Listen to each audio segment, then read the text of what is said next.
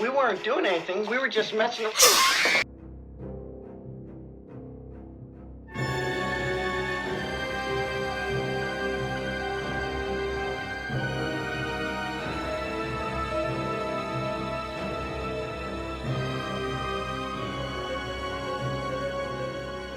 Welcome back to the channel, everyone, in this week's episode of Retro Movie Review Theater. If there's one genre of film that I've loved since I was a child, it is horror. In fact, anything I read or watched, even my favorite video games of all time, belong to the horror genre. Therefore, today, for our Retro Movie Review, we're going to look back at my favorite horror franchise, in particularly the film that started it all, Friday the 13th.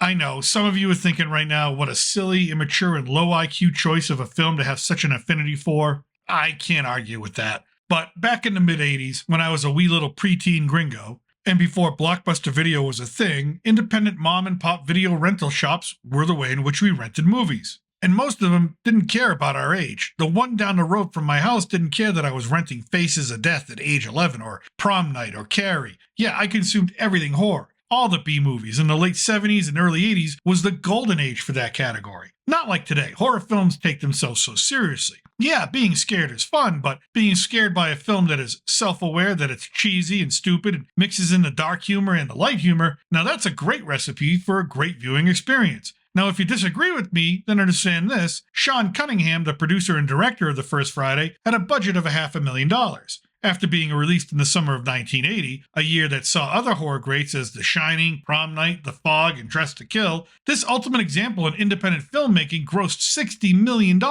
It was followed by parts 2 through 8, Jason X, Jason Goes to Hell, Freddy vs. Jason, a television series of the same name, with nothing to do with the Voorhees family, and Michael Bay's mid-2000s remake of the original. Conservative estimates are that the box office alone is north of $500 million, and that's without adjusting for inflation. Never mind the comics, the video games, the merchandise, the conventions, the cosplay during Halloween. Friday the 13th is a true juggernaut of an intellectual property. And it all started with a little lie. If you have any knowledge of classic horror, then you already know the plot. A bunch of teenagers are trying to reopen Camp Crystal Lake about 20 years after 2 camp counselors were murdered. One by one, the new batch of counselors are slaughtered and the blood is everywhere. Unlike in the original Halloween, which has no gore, this inclusion of shockingly graphic violence was intentional on Cunningham's part because he knew he needed to give the audience something that would truly shake them to the core. The twist at the end is what made the film truly stand out. The killer is a middle-aged woman, not some deranged male psychopath, and the final jump scare of Jason coming out of the lake is now cinematic history. The motive for the killings?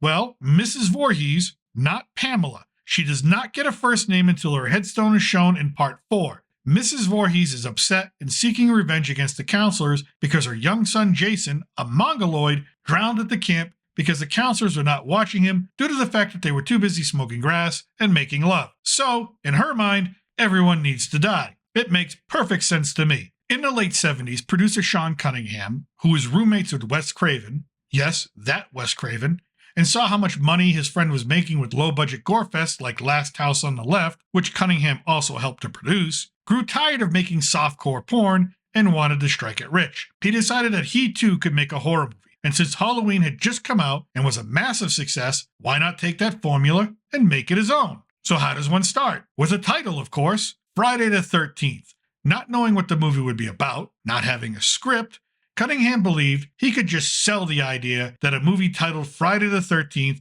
would make money. He was so sure that the title Friday the 13th would sell the movie alone that he himself took out a full-page ad in Variety over the 4th of July weekend of 1979, not bothering to tell anybody he didn't have a script or even a premise. But it worked. The financial backer behind the previous movie Together from 1971 and Last House on the Left in 1972 contacted him and offered to cover the proposed $500,000 budget. Cunningham accepted and went into production. First, he needed a script. So he got Victor Miller to write the screenplay. And of course, Victor didn't know how to write a horror film, so he watched Halloween and understood the idea was that the kids needed to be isolated from any adult help. Therein lied the tension and the fear. Therein lied the vulnerability. Victor wrote it in 10 days, and what was not completely polished, they just rewrote as the 28-day filming schedule plodded along. By the way, Victor Miller is not really a fan of this work, and he went on to write what he really loved, daytime soap operas. Now, Cunningham needed to cast the counselors. Easy. Get a bunch of young actors from Broadway that'll work cheap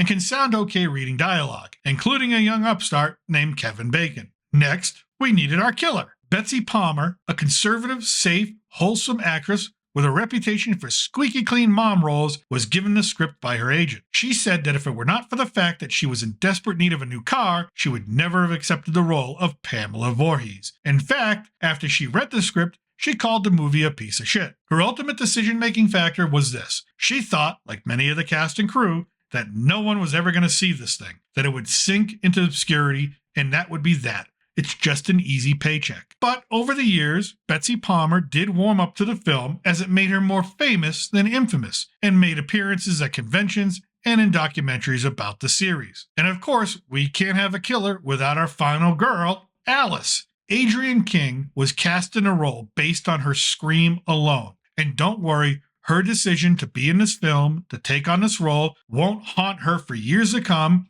or alter her life in terrible ways. But we'll get to that later. Now, Cunningham needed a location. How about a closed Boy Scout campgrounds in New Jersey? Perfect. Camp Nobi Bosco. If you go there now, there's still a wall of Friday the 13th memorabilia commemorating the filming location. As a former Boy Scout and someone who's attended many summer camps as a child, I don't think this would give the kids nightmares at all. And since it was the off-season and the camp was closed, the bathrooms didn't work, and no one knew that. And for some reason, hikers must have been using the toilets as they passed by the closed camp and just left their leavings for the production crew to find. So first order of business was to scoop the poop and air it all out. Who said filmmaking isn't glamorous? Okay, we got the script, the director, the cast, the crew, the location, and the funding. All this film needed was Tom Savini, a master of blood and gore effects. Yes, he had a blast working on this film. It's Tom that shot the arrow that narrowly misses Brenda. That was real, not staged. It could have been a bad thing. It was Tom that blew the blood out of the hose from underneath Kevin Bacon and made the arterial spray a now iconic scene. It was Tom that rigged all the axes and knives and wounds and helped choreograph the final fight between Mrs. Voorhees and Alice, which was truly necessary because Betsy Palmer was used to throwing hands on stage, where when you slap someone for dramatic purpose, you kind of really slapped them. So she didn't know how to throw a film slap. And if Tom didn't step in, Adrienne King may not have a jawline, because Betsy was lacing in those shots over 3 days of filming. Conversely, Tom was a bit of a whack job. The scene with the snake was not in the script and was an idea from Tom after he had a similar experience in his own cabin during filming. The snake in the scene is real, including its on-screen death, meaning they actually took a machete to a real live snake. Allegedly, the owner was standing on the set watching and then sobbing when it happened. It was his pet, and Savini only asked to use it. He didn't tell him what was going to happen. Kind of a dick move. Now, in the big picture, what we have is a bunch of teens, a softcore porn director, alone in the woods for a month in 1980. There are multiple stories of hookups between cast and crew, and smoking a lot of marijuana. Kevin Bacon supplying some of it to his co-star to help her relax during their nude love scene together. To be honest, after hearing all of this, it's a wonder this film was ever made and ever released. But thankfully it was, and like I said earlier, it was a massive financial success. However, after the film's success, it wasn't all roses for all the cast and crew. Adrienne King, our final girl, was stalked by an obsessed fan. Terrified, she asked that her role in part 2 be as small as possible and that her character be killed off. She did not take any other roles or make convention appearances for almost 20 years after the release. Between appearing in part 2 in 1981 all the way to the early 2000s, she walked away from acting, fearing for her life in dealing with trauma for decades to come. Now, the general audiences loved the film. How about the critics? What did they think? Well, Siskel and Ebert, the most famous film critics of the time, and maybe of all time, hated it. And no offense, these guys were dicks about it. Gene Siskel hated this movie so much, he gave away the ending in his nationally syndicated review. He and Roger Ebert also slammed it in a special edition of Siskel and Ebert called The War on Women, which focused on misogynistic slasher movies, failing to notice that a lot of men are killed in these movies and the survivors are usually a woman. All of this just boosted ticket sales. One kind of shitty thing that they did is they printed the addresses of Betsy Palmer and the president of Paramount at the time and encouraged people to send hate mail, an early form of doxing, I guess. I mean,